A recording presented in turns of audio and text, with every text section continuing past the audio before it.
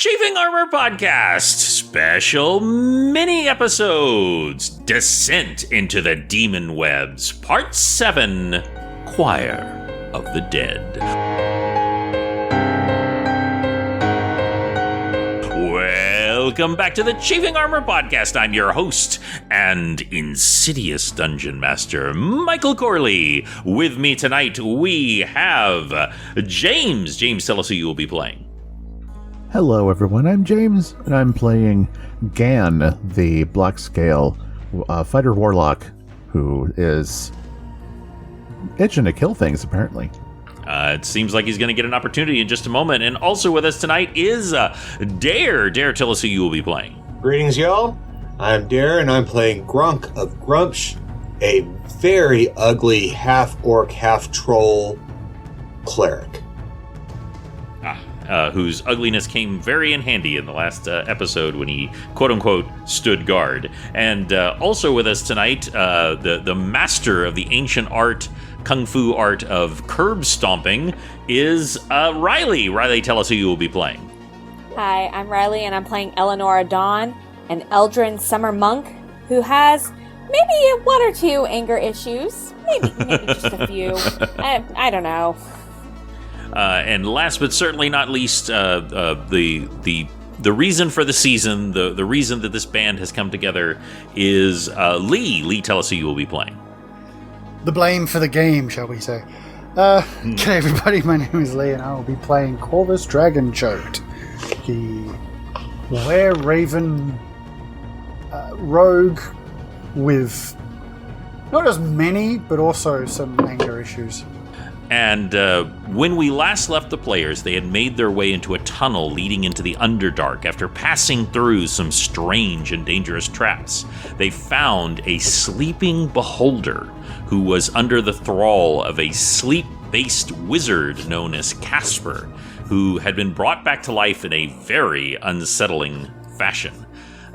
Through some really inventive moves by Gronk, and also by some very good rolls by Corvus, and by some amazing sneak attack by Corvus, and some, as I said, curb stomping by Elenora, you took out this very dangerous wizard in short order. Unfortunately, the undead that he had ensconced around this chamber are now activated, as well as an extremely angry beholder is now active.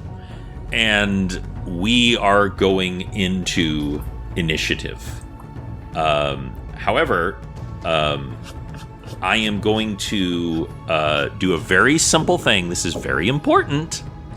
And since the next person to act would technically be Gronk, I would like you to tell me highs or lows. Lows. You got it. You got it. So what that was deciding was whether or not we would completely re-roll for initiative, or whether we would keep with the current initiative. And we will keep with the current initiative, and that means that you're next. So to set the stage, y'all have just... there's nothing left of this wizard. He is chunky salsa on the ground.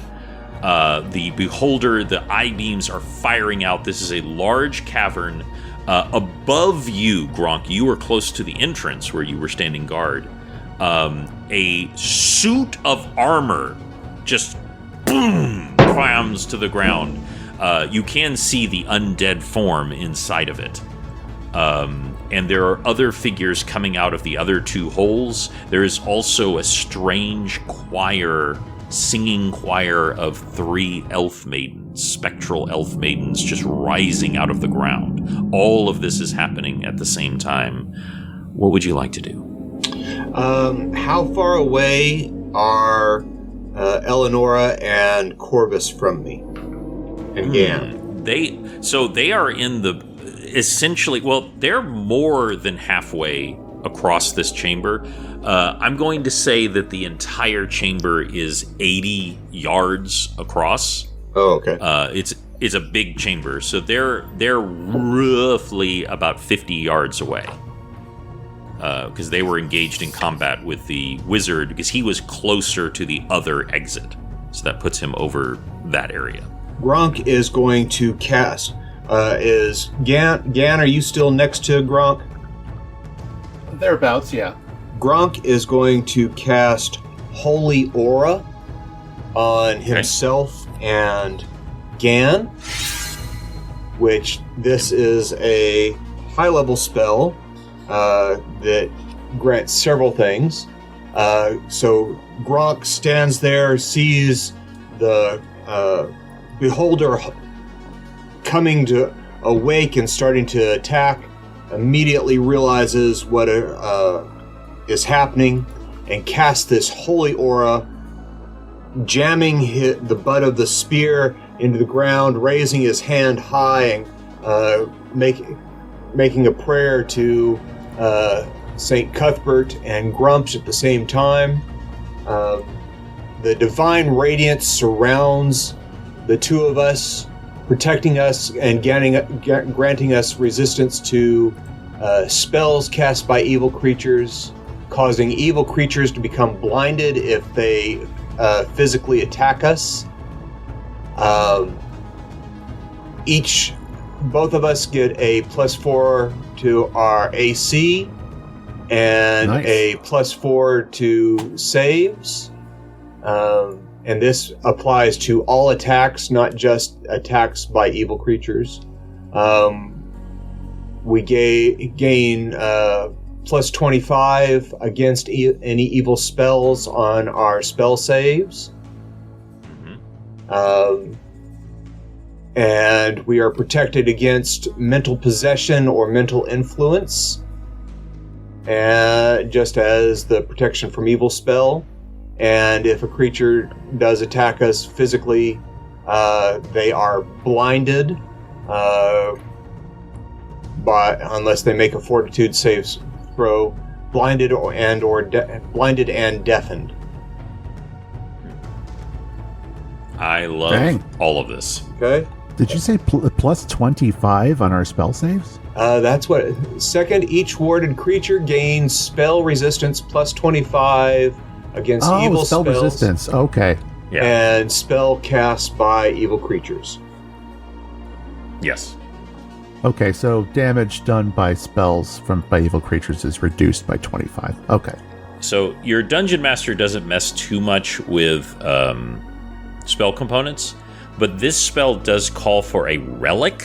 Now, I'm not saying that you consume the relic and spend 500 gold, blah, blah, blah, because I just haven't been messing with that in this campaign. Uh-huh. But I do want you to tell me, what relic would you use to activate this spell? He uses the glorious Holy Spear of St. Cuthbert, which is his main weapon. And I that makes perfect sense, because like another one would be like, oh, this is the finger bone of Saint Hilarious. He's like, no, this is my weapon. This is my holy object. Yes. This is my weapon. As you, and everyone in the room sees this. Corvus, you do not have complete above ground vision. You are no longer utterly decimated by the sun as you were at the end of the last campaign, but it don't feel great as this just aura of light emanates out. It definitely causes you to wince. But it's not. But it's also magical, so it's not quite the same as getting hit by direct sunlight, as it just outwards. And do you have anything else you can do? I have 2 attacks, physical attacks I can do. Okay. And so I am, just to be clear, you have 3 attacks. Yeah. Okay, From we have the 50 yards broken away? system. We have the broken system in my game where I'm allowing attacks and spells. That will not be the case in the next campaign, just so y'all know. So enjoy it while it lasts. Okay. All right. Well, we haven't done anything yet. Do we want to go ahead and do that rule now? No. This is still the first rules of the first campaign, Okay. because we haven't switched systems yet. So I'm leaving that all the same. How many feet? So I have 30 feet of movement. How close could I get to the beholder? Well, the beholder with 30 feet. We said it's like 150 feet away, right? Right. Well, no, it's 50 yards? yes, it is 50 yards away. Okay, so that is 150 So feet. you're not gonna be able to physically get to it to hit it with your spear, but you certainly can start to close the distance. Yeah, I'll go ahead and That's amazing. close the distance towards him. Is there any stalagmites between me and him that I could move behind as I'm moving towards him? Like kind of get cover. Yeah. 100%. Yeah. Okay. Absolutely. So I move Even to. those lasers are still going. Say that again?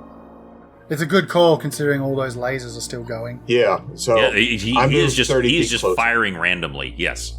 I'll move 30 feet closer, and that'll end my turn. Okay. He's like an angry disco light right now. I mean, yeah, 100%. Yeah, 100%. I love it. And you take a quick dive behind this. Not dive, but you duck behind one of these stalagmites, and even just as flavor, like one of the beams just like partially disintegrates part of that stalagmite that you crouch behind, and you're very glad that you did so. And that will actually would have brought it to Casper, but he's what's the word? Oh, extremely dead now. But Suffering speaking from a of, case of unlife. yes, exactly. As they say on the internet to not get in trouble, unalived. Mm-hmm. And so I'm going to once again. Let's go ahead. Who's next in the order would be Gan after this. Gan, highs or lows? Let's go with highs. Highs. So that means that the undead are going to attack first. This and since you are so lucky that I had you speak, this figure just weeping constantly. It's I know normally you'd think of like a young pale woman, but this is like an old man, and he is just filled with the regret of someone who lived a life of sorrow and never once had a day of happiness. And he just reaches out to you and goes, oh! And like as he does, his face distorts downwards, his fingers elongate outwards, and he's reaching for your face, Gan. Okay. That's a natural 20. Well, luckily I'm wearing armor that prevents that. What your armor prevents that? Yeah, I'm wearing adamantine armor, which prevents natural 20. Oh, it does! That's true. That's absolutely true. I before we started this campaign, I had y'all pick out some like a few super sweet things. So it does negate the natural 20 effect, but he is still going to hit you. Right. He's still going to get you. He's just not going to get to do double damage. So I do need you to make a willpower saving throw, please. Okay, that'll be a +4, apparently. Additional +4, I should say. Yep. 28. Oh, perfect. So what I want you to do is I want you to tell me one of your saddest memories that Gan has that he is bringing up and trying to use against you. What is he bringing up, and how do you fight it off? That would probably be Gan watching his mother being sacrificed. Absolutely, just horrifying. And how do you resist that? How do you fight back against that? How do you push back against this psychic attack? Gan has a mantra that he does anytime any bad feelings like that come up. That he's trained himself to do, and that he just imagines himself stabbing Lolth in the face over and over again. And so you can feel like he's projecting this image, this horrible image, and you're just, instead of the image, like where your mother's face should be as she's calling out to you, you make that Lolth and you just stab it over and over and over, and it tears through. You do still, he rolled relatively low, so that is 7, 8, 9, 10, 11. So you do take 12 points of damage because you halved his attack. For his second attack, that big mouth just leans up and... Okay. Oh, go ahead. I'm guessing it wouldn't take any of that then. He wouldn't take any damage because of the Holy Aura spell. He's protected from evil. I forgot. Your dungeon master. My brain was thinking that you were closer, but no. Specifically, Gronk, you had cast it on him, so he will take none of that. Yeah, it was the two of us. And then something else happens that he has to make a saving throw, doesn't he? Yes, against the Holy Aura. Fortitude? Yes. It is Fortitude, yes. And he rolls a 2. So as he does this, it flashes back at him, and he screams, and the sorrowful face just like turns to jelly.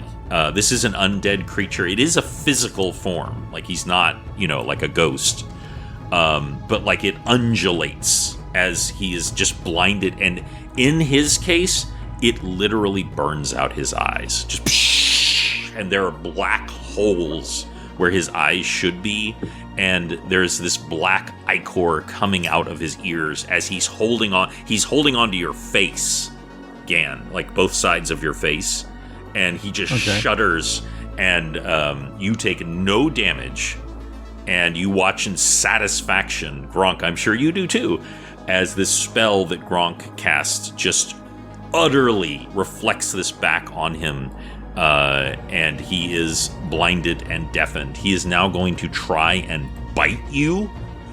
Okay.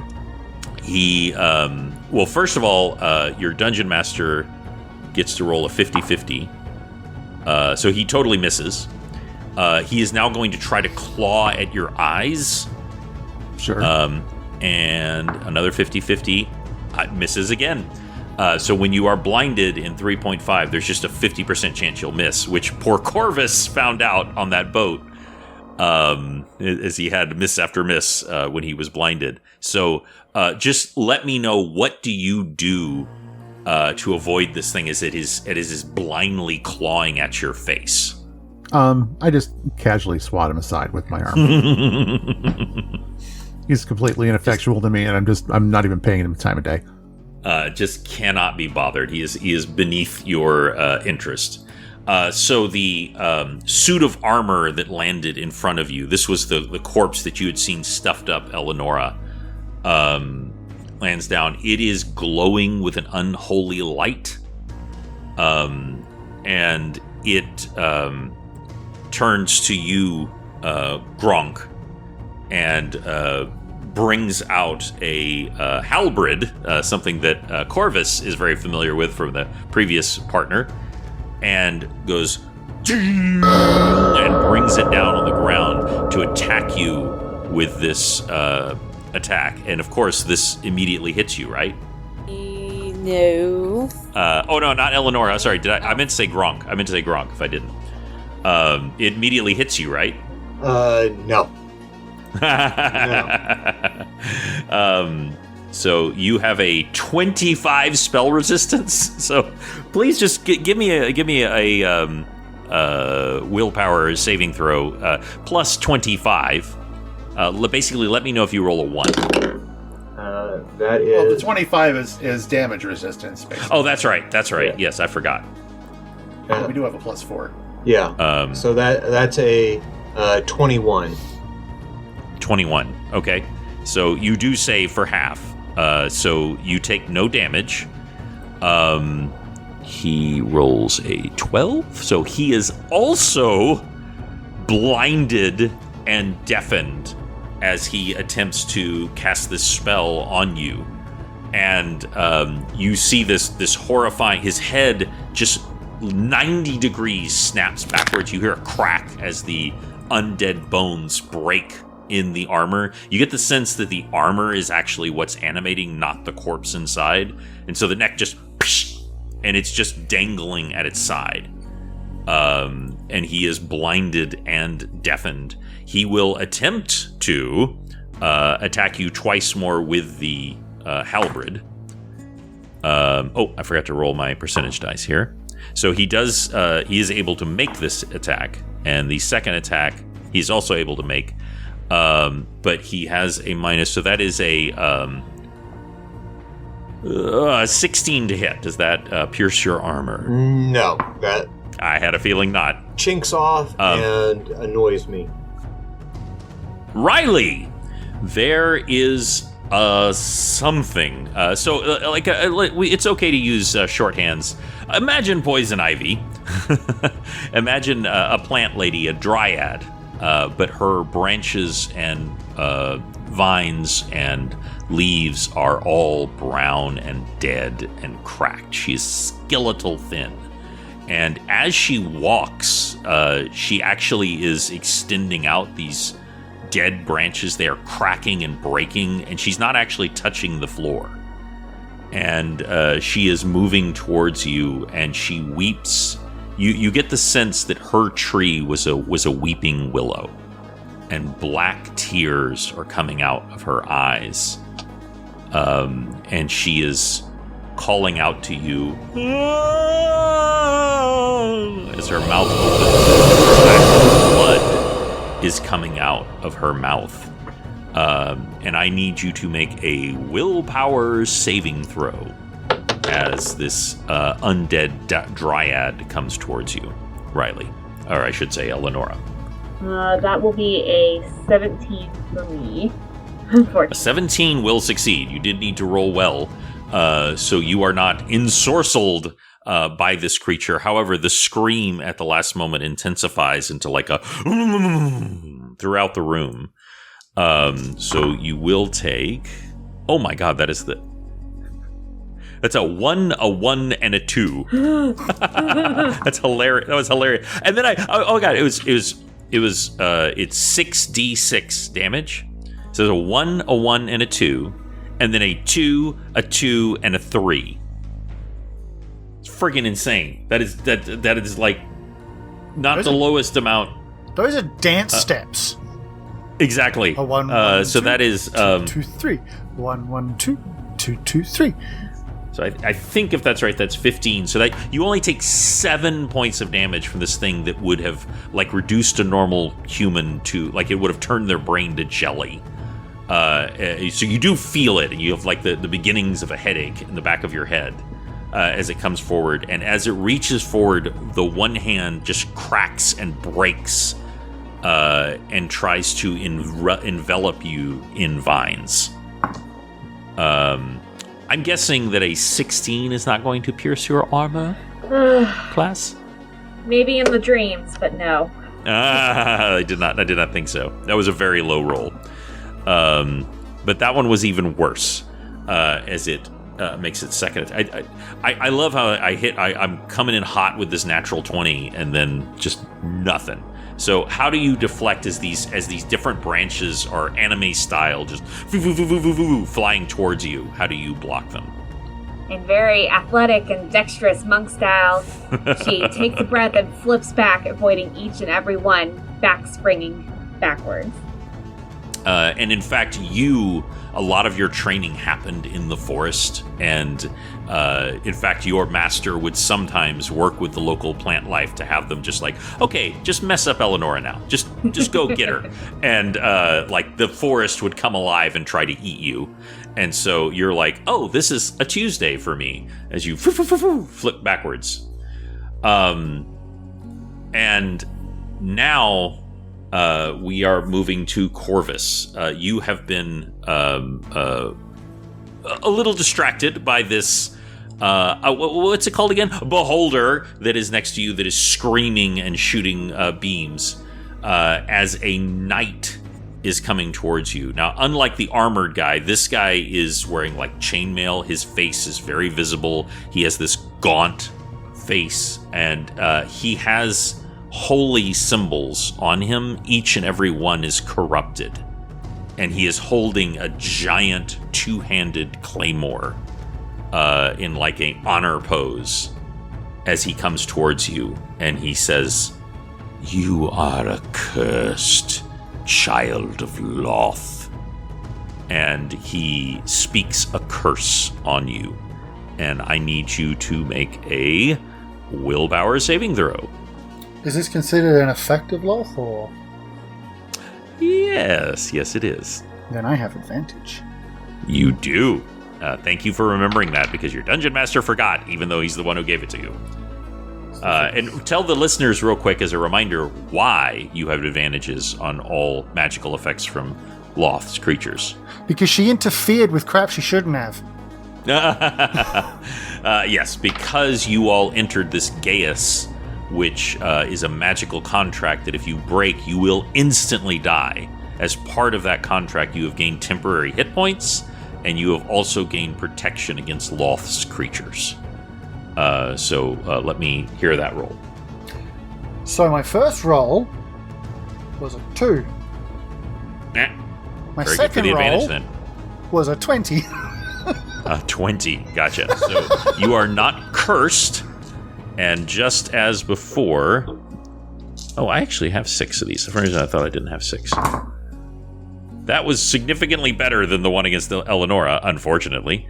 So that is 10, 12, plus 10, 22, 27, halved because you succeeded. So that is 13 points of damage on your successful roll that you take.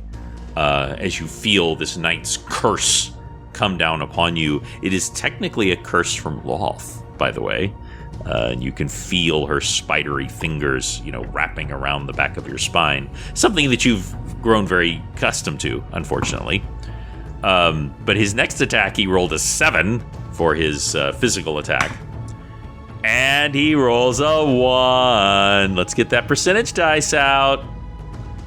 Let's see. This one will be the high. Oh my god. He's got 100. rolled a Roll 100? Not 100, but not. It would have been amazing if it was 100, but it was a 97.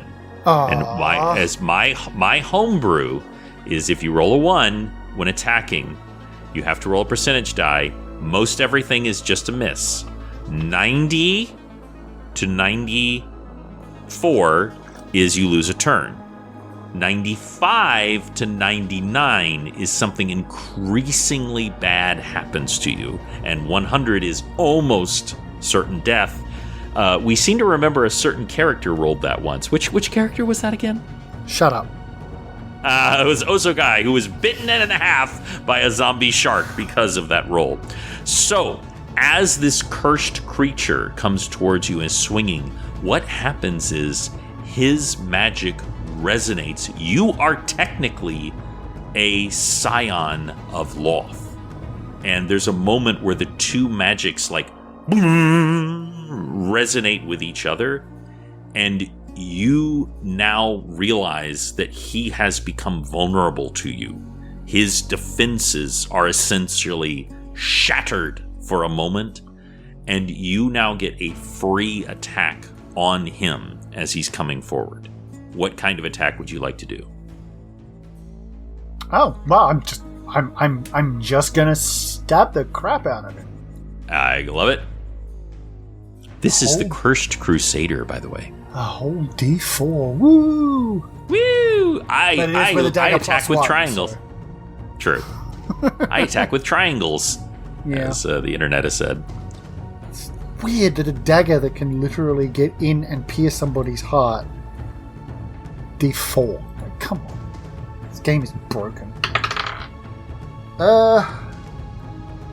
That's 24 to hit.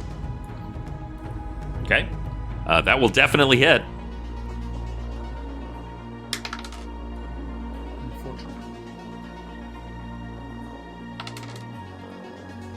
That's 3 damage with the dagger. 3 damage? Yep.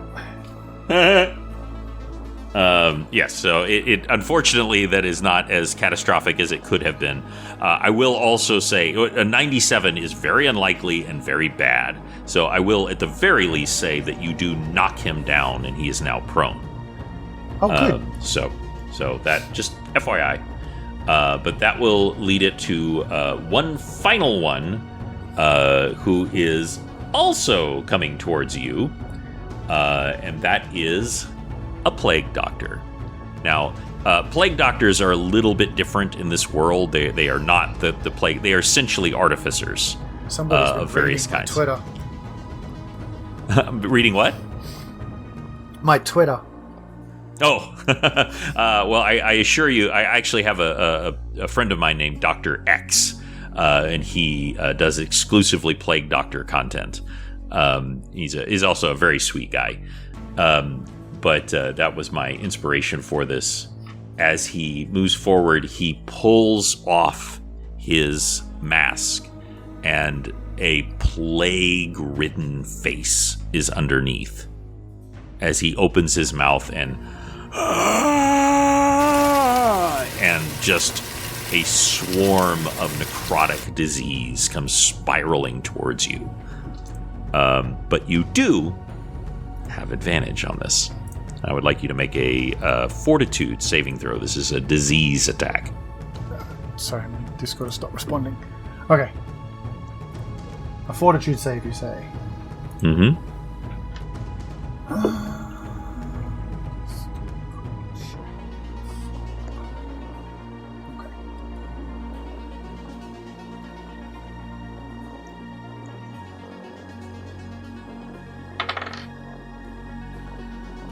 25.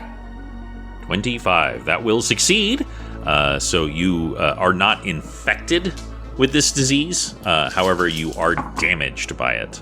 That is pretty low. That's 11, 12, 21. So that's 10 points of necrotic damage as this disease attempts to take hold in your body, but you fight it off.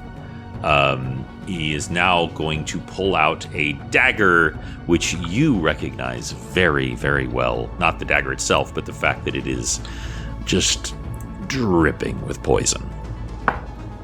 Natural 20. And a 18. Will an 18 hit? No, it will not.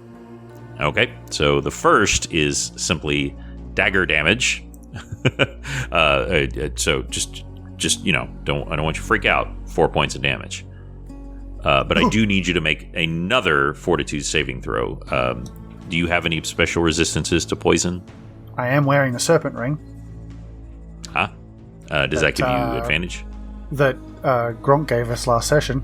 Well, that's right. He did. Good job, Gronk. So it's save for half against poison. Okay. So first of all, I need you to make a fortitude save versus poison. 22. That will succeed. And so, do you basically get to take half of the half? Is that how that works? Yep. Oh, okay. That's pretty cool. That was a really good job, Gronk. 10, 14, 15, 18. So you take half of that, which is 5. 9, and then so 5. So that you feel that ring just like boom, boom, give a quick pulse as it negates, and you actually see like a little bit of physical poison actually leak out of the ring as it transfers out the poison from the stab. And that is the end of that turn. And now we come to the 3 women, and they begin to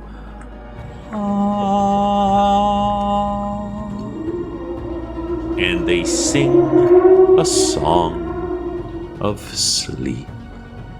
They were acolytes of Dindar, and they are all trying to make you fall asleep. Now, the good news is that they are empowered by Loth, so you all get advantage on this, but you do want to make this roll. Let me put it that way. So everybody give me a willpower saving throw. Sorry? I'm immune to sleep. Oh, yes. So if you do let me know if you have advantage against sleep. Anyone, I don't know, like if I do. Our Faerun, I was going to say our Faerun, Feywild character may. And is since you are technically is this a sleep spell or is this mental domination? This is a sleep spell. Okay. So Gan and I are not immune to it. Okay. It is but you do get advantage on the roll, though it is a fairly high DC. Everybody, who isn't immune, let me know what you get. I got a 20 and a Very good. 9. 20 will work. Gan? 24. Oh, very good, very good. And that's everyone, because the rest of you are immune as they are trying to sing you into sleep. They barely even seem to know that y'all are there. They're just singing this sonorous song of sleep. But you know who's not singing a sonorous song of sleep? The Beholder. The Beholder just wants all of you to be very, very dead right now. So I'm going to... there are 4 of you. I'm going to take a 4-sided dice. And we're going to find out what happens first. Well, what's the range on the rays? Oh, very good question. Very good question. Gronk and I are like 150 feet away. I think we might be out of range. You are out of... That's a great question. Let me double check those range. So I think the anti-magic cone is like 100 feet, and I can't remember what the rays are. Like they depend on the ray. 120 feet. Phew. Yeah. So unfortunately... Well, Gronk is that's it. 30 feet closer than last time. So that's he is technically true. out at true. the very extreme edge I'm of at 120 feet. 120 feet, yeah. Yeah. But I am behind Also- a stalagmite. Also, it doesn't matter for the first one because it is Corvus. That is the first attention, which makes sense. You and Elenora were the closest to him, so it makes sense that y'all would have caught his ire, as it were. The fact that we're covered in ichor and there's a dead thing underneath is... yeah, no, that's fine. Yeah, and he has no sense of that. Yeah. He is just. This is just you. Even though this isn't his lair, that you are essentially in his lair, and he just wants you dead. So here's the fun part: is which of these beams? Now I'm going to exclude, because even though I said it as flavor text, the disintegrate. I did say that earlier, so he's already fired that one. So I'm going to make a little roll-a-rooney here. Let's see which one he's going to try and hit you with. That is an 8. Oh, so only... that could have been Fingers of Death, by the way. But it is only inflict moderate wounds. So, Do we get a save first... times? Oh yeah, there's a save to half. And this is not a creature of Loth, so there is no advantage on those per se. Being a ray, do I get an opportunity to dodge? Oh yeah, no, this is an attack, so it's not a spell effect unless it hits you. So he... Okay, oh, that's a 9. So that is an 18 ranged attack. So, will that hit you? It will not. You actually feel like this heavy weight as it beam goes past you. And you shouldn't, but like you feel the damage of that thing as it slams into the ground and actually carves like a into the ground as it hits. It's just so damaging. And now we're gonna roll my little random dice again. That is a 4. Gan. Nope. Gan's out of range. Oh, Gan didn't that's move right. last round, so he's still 150 He did not. feet away. He did not. I haven't had a chance to move yet. Okay. This is a highly intelligent being. He would not try to tack something out of range. He instinctively understands the range that he's working with. So Elenora. Oh, he rolled a 1. What if we had a repeat? Wouldn't that be amazing if we had a repeat? Do 100. Do 100. Do it. Do it. Do it. Oh my God! Imagine a beholder taking himself out with his own eye beam. Like how It has happened. It has happened in one of my campaigns before. It's just a miss. It was an 81. I was like, that's pretty high. But no, he just misses. How do you avoid this eye beam that's coming towards you? After doing backflips to avoid all the branch attacks, she sees what's going on the battlefield and senses it coming as he looks towards her, and absolutely bodies herself out of the way, sideways towards the wall and the other stalagmite. Parkour! And he's so in his rage at the moment that normally a beholder is so smart and intelligent.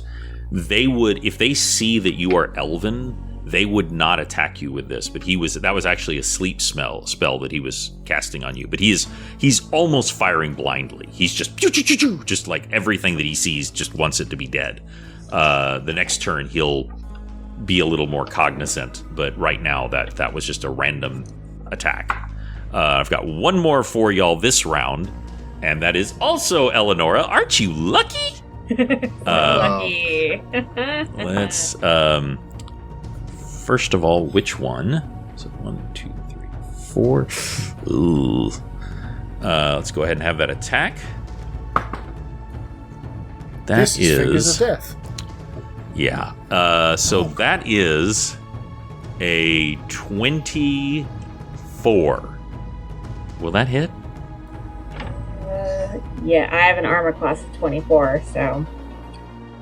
So we have a broken...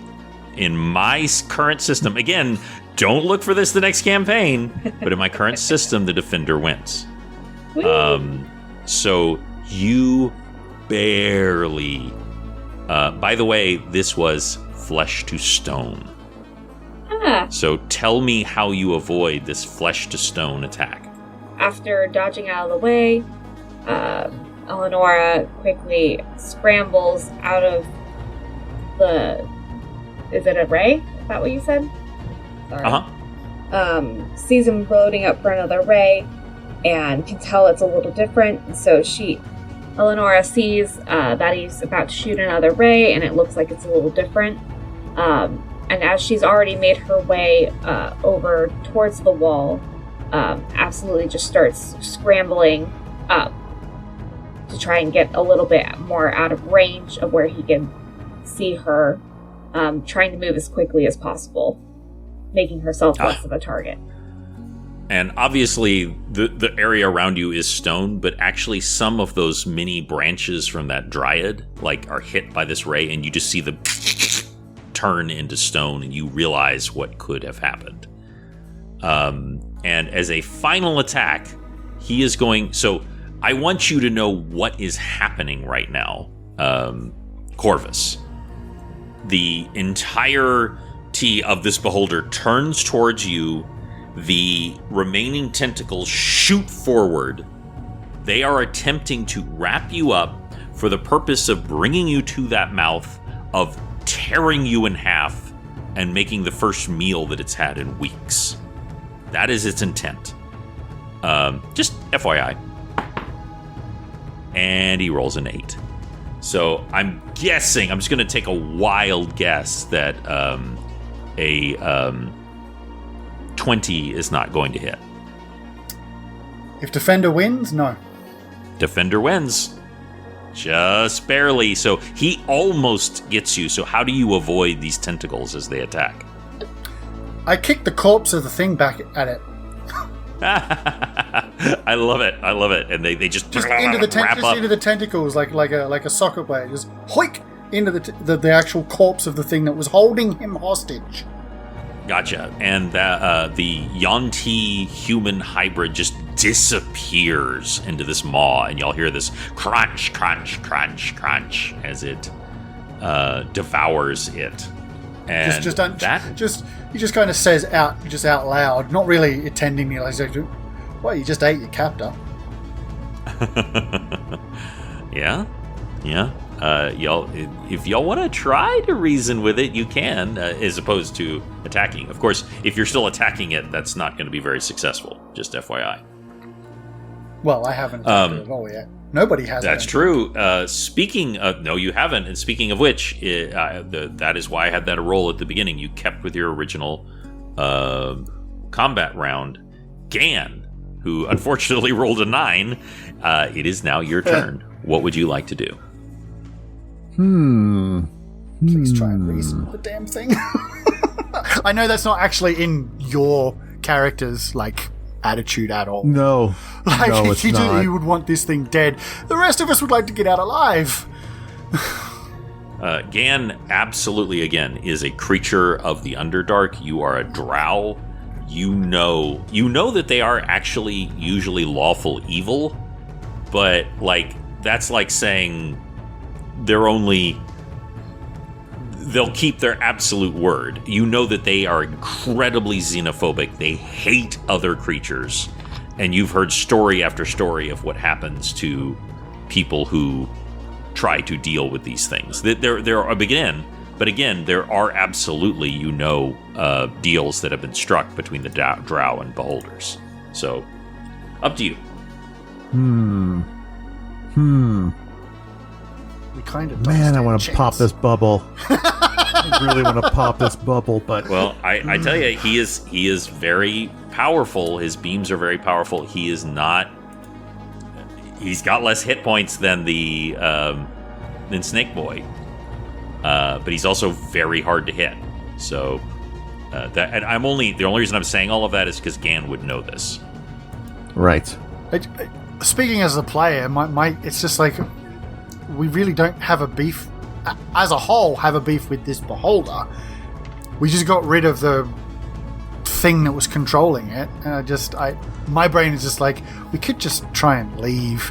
He can have this place, because it's very unlikely we're going to be coming back through here anyway. True.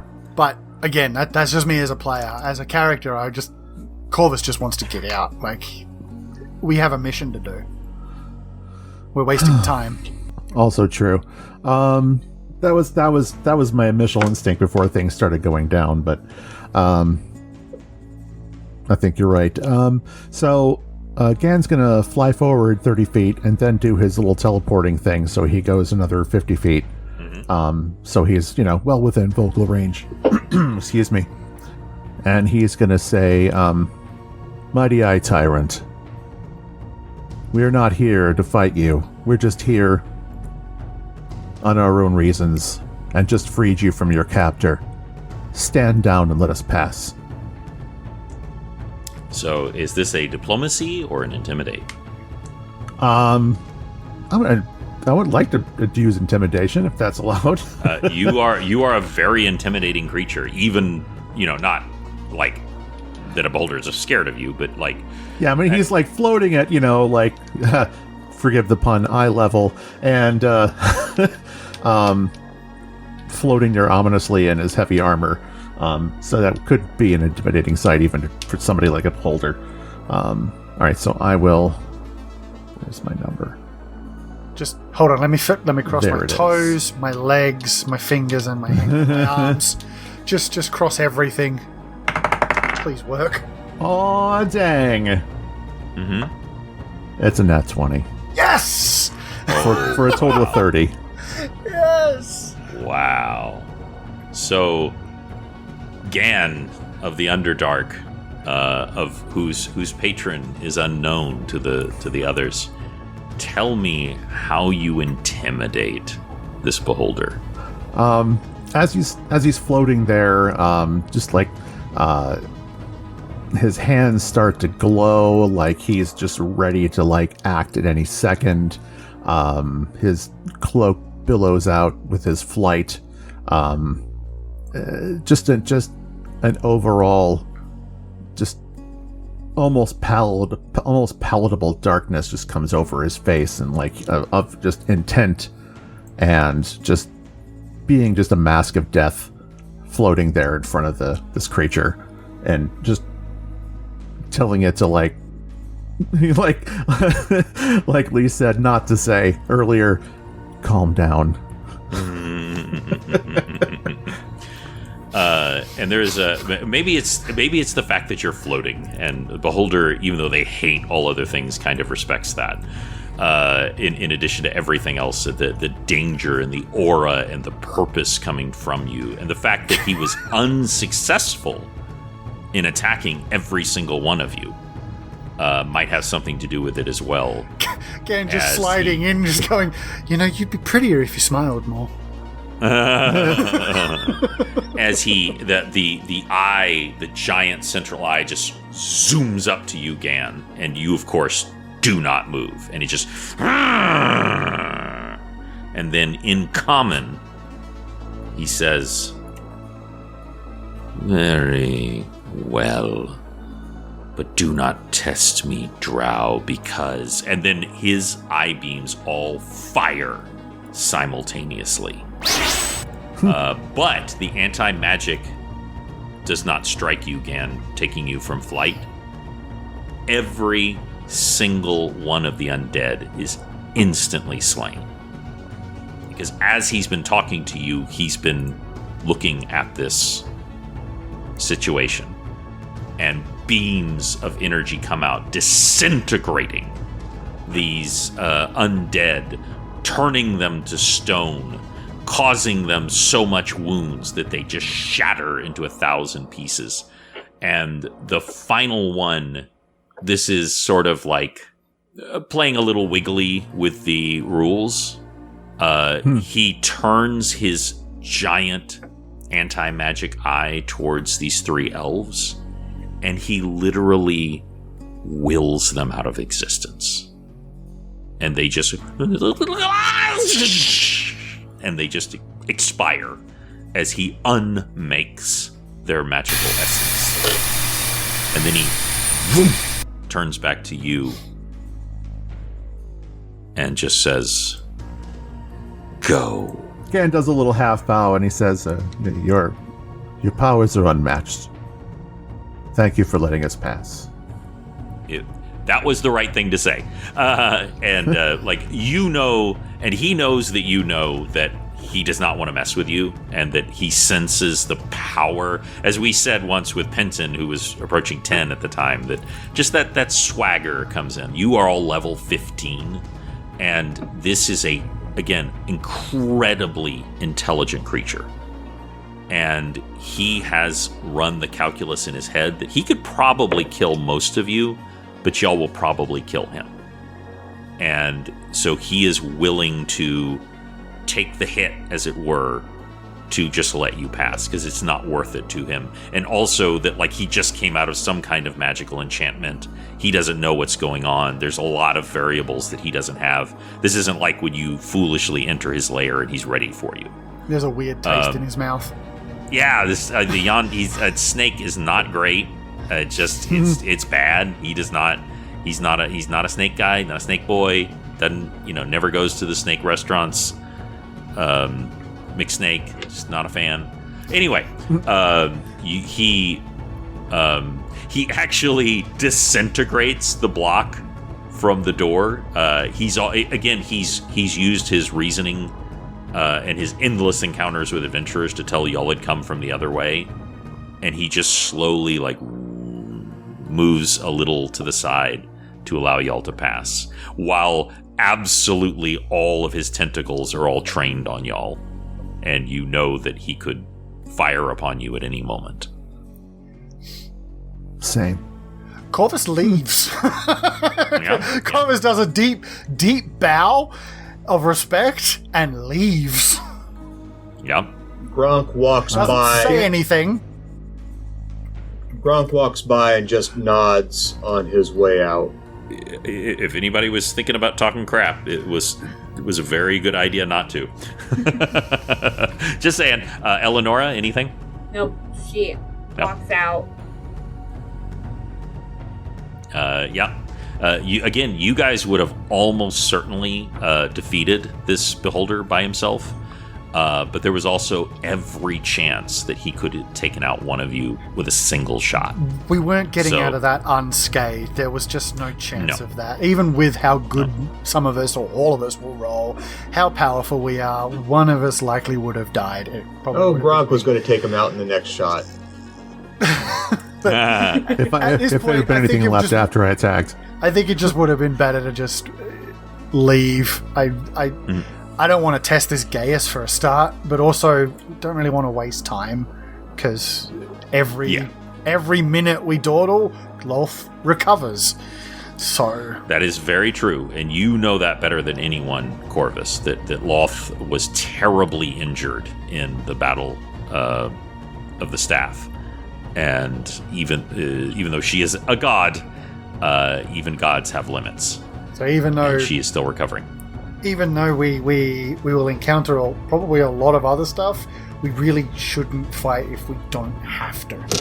It's going to make us weaker. It's going to pull away resources from us. Please, everyone keep your a note of the damage that you have all taken in this combat, because you have not had a chance to rest yet. As you all step through, there is a very uncomfortable feeling, and if you think about, like, to Stranger Things, when there's that when they go to the upside, what was it, the upside down place, the upside down, when they go to the upside down, when you all step through this chamber, and especially you, Gan, you're perhaps ironically you think to yourself, it's just like coming home. As you because the Underdark is a place, it is a physical place, but in its own way, as you said so many years ago, Lee, it's almost like a dark reflection of the material plane. As you go through here much quicker than normal, because this map that was given to you by Jane O'Malley is leading you directly. You are all now in the Underdark. And that's where we'll end! Chafing Armor, Descent into the Demon Webs, Episode 7. Great job, everybody! That was fun. That was really cool. I was really curious what y'all were going to do with all of that. Gronk was going to kill him on the next turn. He very easily could have. The bar, good word. He only had, like, basically 93 hit points. Oh yeah, I would have killed him. Yeah, if he didn't make a fortitude save, actually, even if he made the fortitude save and took half damage, he'd be dead. So, but he also has a 26 armor class. So he's not an easy thing to hit, even though y'all have a great thing. And also, this time he would not be firing randomly. He would have used his raise the most effectively possible. It just felt like a fight we didn't need to have. Yeah. And so it is entirely possible he could have even killed one of y'all with, like, disintegrate. He could have killed Corvus easy. Like, fingers of death. Yeah. Is save or die. Yeah. Remember, basically, you guys crafted these characters specifically for this. Corvus isn't. Corvus is a were-raven with PTSD. He is not crafted for this. So he would have died. I'm calling it now. Like, he has no defenses. And he definitely, you were the closest. Oh. And the other thing is, the beholders are, he would not fire randomly. He would try to take out the weakest link first. Yeah. And he would sense that you were the squishiest of everyone. I know how easy it would have been for the rest of you, but it's a fight that didn't need to happen, and Corvus wouldn't have survived. Yeah, his touch AC is only 13, though. I would have just decimated him. Oh, interesting. I forgot about. Is that really touch AC? Yeah. Yeah. I just looked it up. Oh wow! Yeah. This one even says 11. I missed that. Oh. I totally missed that. Yeah, AC 26, touch 11, flat-footed 24. Yeah. Wow. And that's what Eldritch magic hits is touch AC. So interesting. So y'all would have definitely killed him, but he could have done some really terrible things depending on how the rolls went. So I think all in all, it was a great choice. So thank you all for playing. Thank you. Thank you. Thanks for trying to laser us. Oh, it's okay. Riley, can you tell everyone how they can find our Patreon? Go on to the Patreon app or the Patreon website and type in Chafing Armor and you'll be able to find us. I believe it's under Michael right now. I need to update that. I'm updating the page, but thank you for telling me that. Yes, we will update that. But if you put in Chafing Armor, as Riley correctly put, it will come right up. And thank you all for playing. Thank you. Thank you. And have a wonderful evening. And until we see you again, we will roll with you soon.